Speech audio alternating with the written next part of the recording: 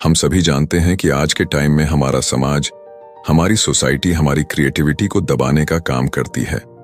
हमारी सोसाइटी यह समझती है कि क्रिएटिविटी सिर्फ एक शौक के लिए अच्छा है। तुम क्रिएटिविटी या क्रिएटिव काम करके अपनी लाइफ नहीं बना सकते। लेकिन सच्चाई तो यह है कि आज के समय पर जो हमारे पास टेक्नोलॉजी है, जो इतने नए नए इन्वेंशन हो रहे हैं, इनोवेशन हो रहे हैं, वह सब क्रिएटिविटी की वजह से ही होते हैं। अगर कोई क्रिएटिव नहीं रहेगा दुनिया में, तो दुनिया आगे बढ़ेगी ही नहीं, वह एक ही लेवल पर रह जाएगी। और इसी के साथ क्रिएटिविटी आपको सक्सेस को पाने में तो मदद करती ही है, लेकिन आप क्रिएटिविटी के साथ खुशी से अपनी लाइफ जी सकते हैं, क्योंकि क्रिएटिविटी या कहे क्रिएटिव काम करके हम खुश रह सकते हैं। आज की इस समरी में हम जानेंगे कि आप क्रिएटिविटी से कैसे अपनी लाइफ में सक्सेस पा सकते हैं, कैसे आप अपनी लाइफ को और संतुष्टि के साथ जी सकते हैं, और कैसे यह सोसाइटी, यह समाज और यह स्कूल हमें क्रिएटिव होने से रोकता है। हेलो फ्रेंड्स, बुक इनसाइडर पर आप सभी का स्वागत है। आज हम बात करने वाले हैं out of our minds book के बारे में, जिसको लिखा है केन रॉबिन्सन ने। Point 1, what is creativity. हम क्रिएटिविटी की बात तो बहुत कर रहे हैं, पर उसके लिए सबसे पहले हमें जानना होगा कि क्रिएटिविटी असल में होती क्या है। क्रिएटिविटी हर किसी के लिए कुछ अलग हो सकता है। मेरे कहने का मतलब है कि जैसे लोग समझते हैं कि क्रिएटिविटी कुछ ऐसा करना जो बाकी सब लोग नहीं कर रहे हो, मतलब कुछ यूनिक करना, वह भी क्रिएटिविटी हो सकती है। या फिर क्रिएटिविटी ये भी हो सकती है कि बाकी जो सब लोग कर रहे हैं, आप भी वही काम कर रहे हो, पर कुछ यूनिक मेथड, कुछ यूनिक तरीके का यूज करके आप उस काम को कर रहे हो, तो वह भी एक क्रिएटिविटी हो जाती है। बात करें क्रिएटिविटी की, तो क्रिएटिविटी हर एक फील्ड में है। अगर हम बात करें फैशन इंडस्ट्री में, तो कपड़े पहनने में, फैशन में क्रिएटिविटी होती है। बात करें फूड में, तो अलग अलग डिश बनाने की भी एक क्रिएटिविटी होती है। ऐसे हर कैटेगरी में क्रिएटिविटी होती है।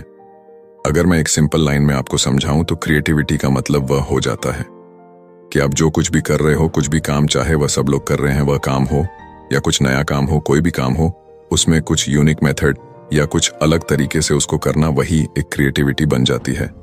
और आगे बात करें तो क्रिएटिविटी को हम ऐसे भी समझ सकते हैं कि किसी भी काम को अपने तरीके से करना, कुछ इनोवेटिव तरीका बनाकर करना भी क्रिएटिविटी है।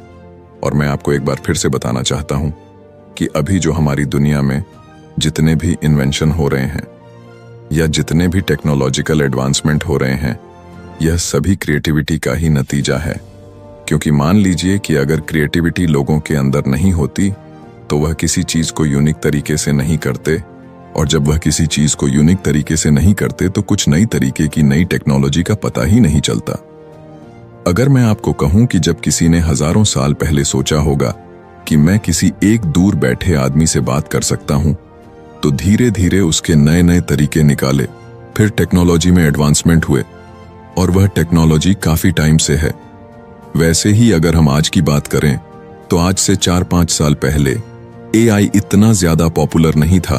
पिछले 2-3 सालों में कितना ज्यादा पॉपुलर हो चुका है, और अब और ज्यादा पॉपुलर होता जा रहा है। क्यों? क्योंकि लोग इसमें अटेंशन ज्यादा दे रहे हैं, उनको वो चीज ज्यादा पसंद आ रही है। और जब आपको कोई चीज ज्यादा पसंद आ जाती है, तो आप उसमें इंटरेस्ट लेने लग जाते हो, और फिर नए नए तरीके ढूंढते हो उसमें कुछ नया करने का, और ये टेक्नोलॉजी ऐसे ही बढ़ती जा रही है। तो ये है क्रिएटिविटी। आई थिंक आप समझ चुके हैं कि क्रिएटिविटी एक्चुअल में क्या है। आगे यहां पर बात करें तो क्रिएटिविटी कोई ऐसी चीज नहीं है जो आप जन्म के साथ लेकर आते हैं। जैसे आप कोई स्किल सीखते हैं, फॉर एग्जाम्पल अगर मैं बात करूं, आपको वीडियो एडिटिंग नहीं आती है, तो आप वीडियो एडिटिंग सीख सकते हैं यूट्यूब पर वीडियो देखकर। उसी तरह आप क्रिएटिविटी को भी सीख सकते हैं। ऐसा नहीं है कि क्रिएटिविटी सिर्फ जन्म के साथ ही आपको मिलेगी। आप क्रिएटिविटी सीख सकते हैं। क्रिएटिविटी में बहुत ताकत है। जैसा कि हम सभी जानते हैं कि एंड्रॉयड मोबाइल्स की कितनी सारी कंपनियां हैं। सैमसंग हो गया, रियलमी, रेडमी, वीवो, ओप्पो हो गई। ये सारी कंपनी एंड्रॉयड फोन बनाती है, और एक एप्पल है जो एक आईफोन बनाता है। एंड्रॉयड फोन में भी बहुत सारे फीचर हैं, आईफोन में भी है, नॉर्मल फीचर्स दोनों में है। फिर भी एंड्रॉयड फोन से आईफोन इतने महंगे होते हैं और एंड्रॉयड फोन इतने सस्ते होते हैं। क्या कारण है? कारण है क्रिएटिविटी। आईफोन में जो चीज है, जो उनकी प्राइवेसी, सेफ्टी, उसके अलावा भी जो उनके लुक्स, मोबाइल के कैमरे की क्वालिटी, सारी चीज जो भी उसके अंदर है वह सब क्रिएटिव लोगों ने नए तरीकों से बनाई है। जो आईफोन में टेक्नोलॉजी है, most of the technology Android में भी है। फिर भी एक इंसान एक आईफोन को ज्यादा प्रायोरिटी देता है। ऐसा क्यों है? ऐसा इसलिए है कि उसमें जो फीचर है वह कुछ नए तरीके से है, कुछ क्रिएटिव है, तभी वह आपको ज्यादा अट्रैक्ट करते हैं। Point 2, trouble with education. आखिर एजुकेशन सिस्टम कैसे हमारी क्रिएटिविटी के खिलाफ है? आइए जानते हैं। आज जिस एजुकेशन सिस्टम में हम पढ़ते हैं वो बनाया ही इसलिए गया था कि लोगों की कमी को पूरा किया जा सके, फैक्ट्री में या किसी कंपनी में। अगर आपको हमारी समरी अच्छी लग रही है तो हमारे चैनल बुक इनसाइडर को सब्सक्राइब करना ना भूलें। और अगर आप हमें सपोर्ट करना चाहते हैं तो आप हमारी मेंबरशिप खरीद सकते हैं।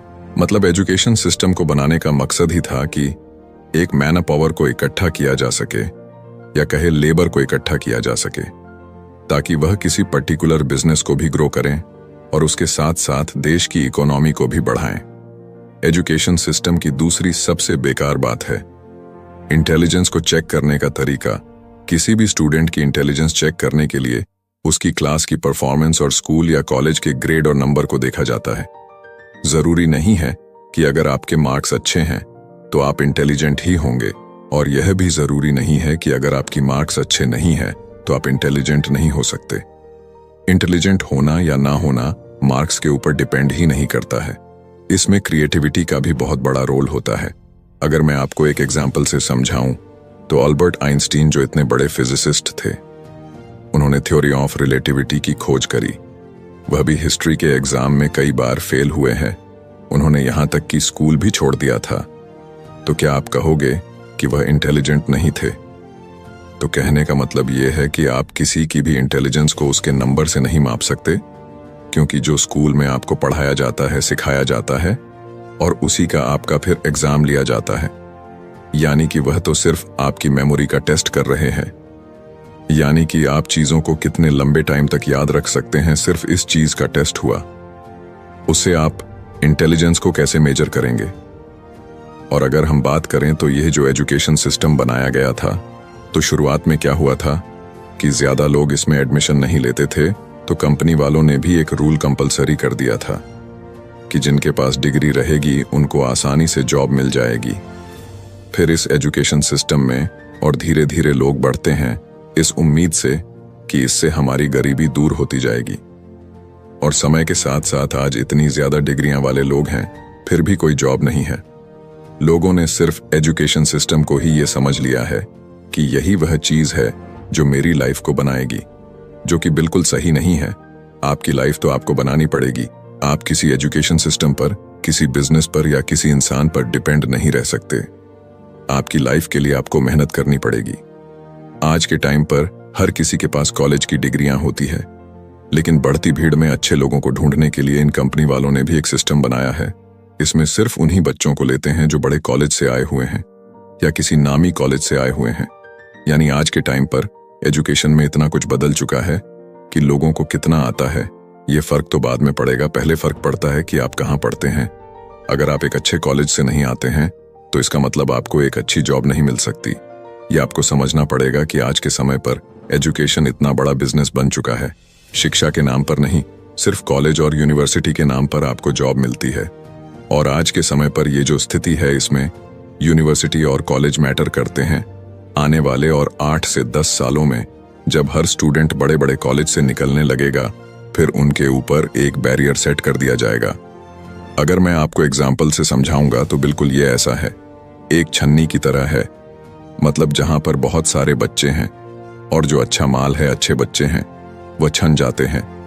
फिर अगर जरूरत से ज्यादा बच्चे आने लगेंगे नीचे वाली छलनी पर, फिर उसके नीचे एक और छलनी लगा दी जाती है ताकि फिर उसमें से और ज्यादा प्योर माल निकले। फिर अगर वहां पर भीड़ हो जाए तो फिर एक और छलनी लगा दी जाती है। तो ये पूरा जो सिस्टम है वह बिल्कुल ऐसे ही चलता रहता है, जहां पर आपको कंपटीशन करना पड़ता है। हर चीज में कंपटीशन हो चुका है। हर एजुकेशन के हर फील्ड में इतने लोग हो चुके हैं कि एक जॉब के लिए हजारों लोग, करोड़ों लोग अप्लाई करते हैं।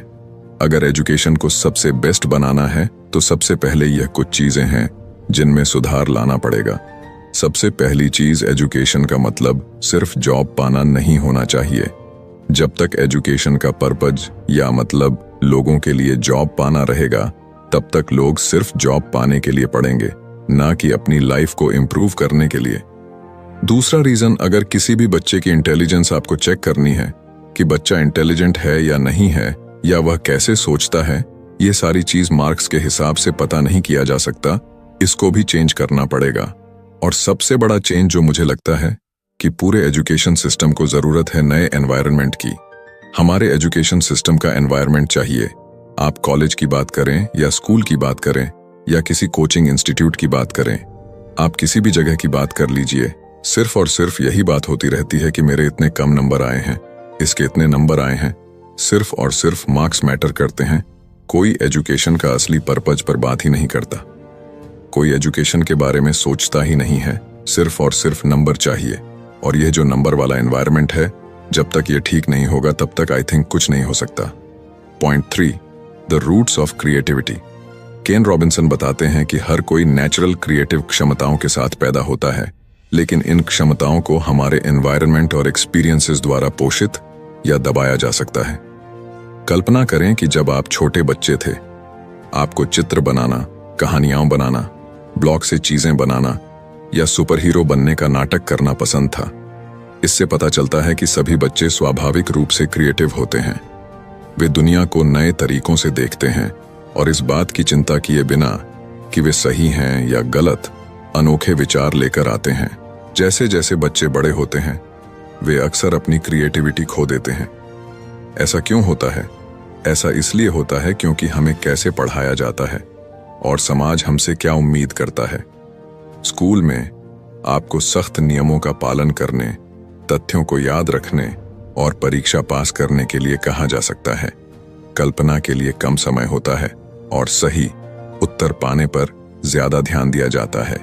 इससे आप गलतियां करने से डर सकते हैं और गलतियां करने से डरना आपको नई चीजें आजमाने से रोक सकता है। क्रिएटिविटी को जीवित रखने के लिए इसे बढ़ावा देने की आवश्यकता है। इसका मतलब है लोगों, खासकर बच्चों को अपने विचारों को तलाशने के लिए समय और स्थान देना, उन्हें सवाल पूछने, अपने तरीके से समस्याओं को हल करने और गलतियां करने से न डरने के लिए एनकरेज करना बहुत जरूरी है। जब शिक्षक, माता पिता और दोस्त क्रिएटिव थिंकिंग का सपोर्ट करते हैं, तो यह लोगों को इमेजिनेटिव बने रहने में मदद करता है। रचनात्मकता का मतलब सिर्फ कला या संगीत में अच्छा होना नहीं है। यह किसी भी विषय या काम में नए तरीके से सोचना है, चाहे वह गणित की समस्या को हल करने का नया तरीका निकालना हो, कोई दिलचस्प कहानी लिखना हो या खेलने के लिए कोई नया खेल बनाना हो। क्रिएटिविटी जीवन के सभी हिस्सों में यूजफुल है। सरल शब्दों में, हर कोई क्रिएटिव पैदा होता है। जैसे जैसे हम बड़े होते हैं, कुछ टीचिंग मेथड्स और सामाजिक दबाव हमारी क्रिएटिविटी को कम कर सकते हैं। क्रिएटिविटी को जीवित रखने के लिए हमें ऐसे एनवायरनमेंट में रहने की जरूरत है जो हमें अलग तरह से सोचने, नए विचारों को तलाशने और गलतियां करने से न डरने के लिए एनकरेज करे।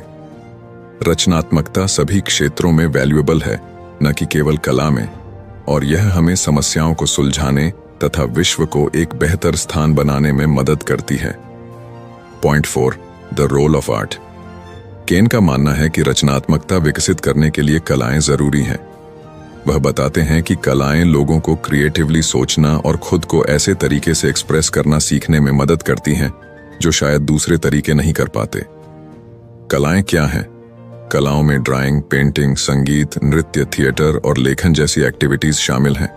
ये एक्टिविटीज लोगों को अपनी कल्पना का यूज करने और कुछ नया और अनोखा बनाने में मदद करती हैं। कलाएं हमारी कैसे मदद करती हैं? कलाएं हमें अपने विचारों, भावनाओं और विचारों को एक्सप्रेस करने का एक तरीका देती हैं। कभी कभी सिर्फ शब्दों में यह कहना मुश्किल होता है कि हम क्या महसूस करते हैं। चित्र बनाना या कविता लिखना हमें अपनी भावनाओं और विचारों को एक अलग तरीके से दिखाने में मदद कर सकता है। जब आप कलाओं में लगे होते हैं तो आपको अक्सर चुनौतियों का सामना करना पड़ता है। हो सकता है कि आपको यह पता लगाने की जरूरत हो कि सही शेड पाने के लिए रंगों को कैसे मिलाया जाए या संगीत का कोई मुश्किल टुकड़ा कैसे बजाया जाए। ये चुनौतियां आपको क्रिएटिवली सोचना और सॉल्यूशन निकालना सिखाती हैं। कला आपको एनालिसिस करने और डिसीजन लेने में मदद करती है। एग्जाम्पल के लिए, किसी नाटक में अभिनय करते समय आपको अपने चरित्र को समझने और यह सोचने की जरूरत होती है कि वे अलग अलग स्थितियों में कैसे काम करेंगे। इससे आपको क्रिटिकल थिंकिंग स्किल्स विकसित करने में मदद मिलती है।